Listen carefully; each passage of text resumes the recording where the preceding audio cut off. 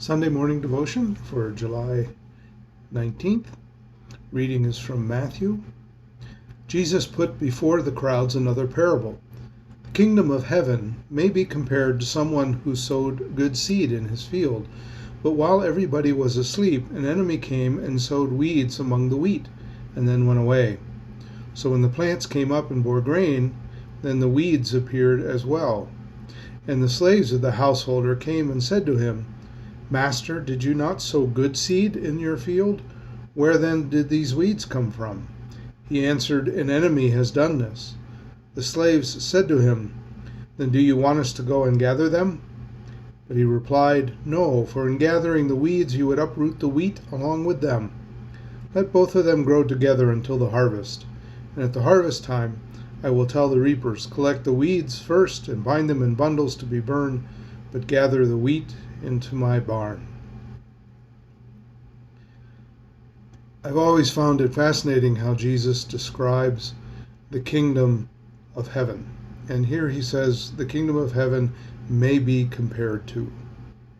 And what you have is a field where both wheat and weed grow together. We tend to like to think of the kingdom of heaven as a perfect place, as a place where everything is good and light and holy and those kinds of things. But here Jesus compares the kingdom of heaven as a field that has both wheat and weed within it. And when questioned about that, his command is pretty clear. Let them both grow together. Strange as that may sound, the reason I think Jesus wants us to let the weed and the wheat grow together is because if we would destroy the weed, we would destroy a good portion of who we are. There'd be no possible way of transformation. Luther talked about the Christian as being simul justus et peccator.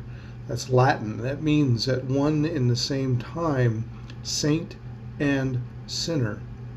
Not 50-50, but 100. So we are totally, completely saints, and we are totally and completely sinners. Which means we have both the good wheat in us and the bad weed in us.